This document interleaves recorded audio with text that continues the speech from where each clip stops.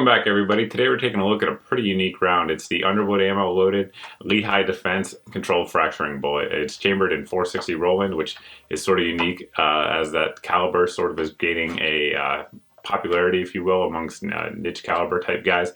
It's got a lot of power, and this bullet with the construction of it is pretty unique. So I'm actually pretty interested to see how it's going to do in the gel block. But before we do all that, let's take a look close up here at the actual bullet and the gun that we're going to be using. The Lehigh Defense round is a very unique round out there. What it is it's either, in this case, it's going to be copper, but some of the rounds are actually CNC machined from brass as well. So this one's going to be copper, and they're designed in a very unique way. It's a one-piece design, and here in the 460 Rowland, due to the way it's actually loaded and spec'd out with the bullet itself being sort of sunk into the case, you can't really see it all that well. However, I do have a 9mm bullet as well, which should probably illustrate what we're looking at here a little bit better. This is a 9mm projectile. You can see the solid copper base that is right near the rim here.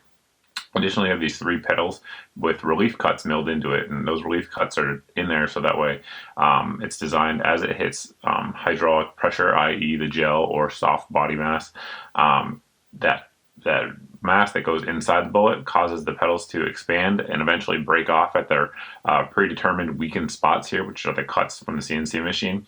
Those petals come off and continue on their own path, doing damage to the area that they come into contact with. And then the solid core, which is this piece right here at the base that's up here against the jacket, continues on and continues to penetrate, trying to reach vital organs depending on the angle that someone may be shot at or an animal may be shot at, whatever the case may be.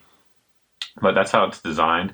Up next, we're going to take a look at the chronograph test and then see how it actually does in the gel block this round out of this gun. And after that, we'll discuss the results.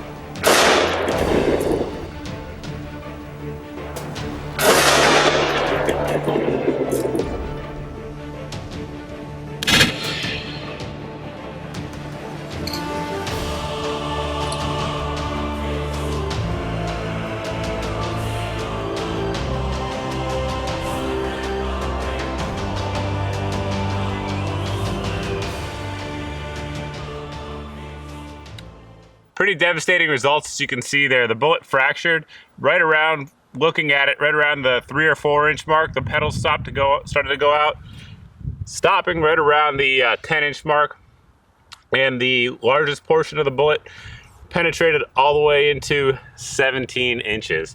So certainly pretty impressive stuff here. Here's the 4 remaining projectiles that we found in the gel block and pulled out. Sometimes when you test this ammo, all the petals don't stay in. These ones did, so it's kind of lucky for us.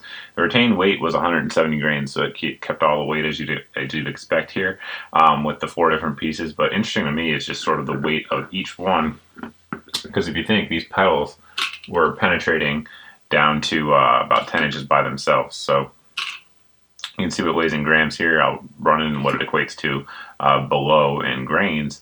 But you know, this is the base projectile, obviously penetrating to the depth it did, still with some decent retained weight. So by itself, so it's interesting load for sure. It came very close in our chronograph test to the advertised velocity, and I don't know what kind of barrel they were actually using there over at Underwood. But I mean, getting 899 foot-pounds of energy from this gun in this round is definitely impressive, and no doubt about it, it's got some kick to it when you're actually shooting it. It feels a little bit more than your standard 45 that you're used to shooting out of a Glock 21 for sure. But it's been reliable, and it's been reasonably accurate as well, a little bit more accurate than most rounds that I've shot out of that 460 Rowland barrel. So really not a whole lot to complain about except for cost. These ones, due to the CNC machining that's done to each and every bullet, are relatively expensive. Over at Underwood site, I believe right now, as of today, it could change down the road. These rounds I should say, are coming in just over $2 a piece. So they're certainly expensive, but the bullet itself is expensive. So I'm sure when Underwood is getting them, they're paying a premium as well. really, if you guys have any questions about this test that I didn't answer in the video, you can always post below in the comment section if you want to discuss it. Feel free to do so as well. You can also ask questions over at my Facebook page. But as always, guys, thanks for watching, thanks for subscribing, and I hope to see you in the next video.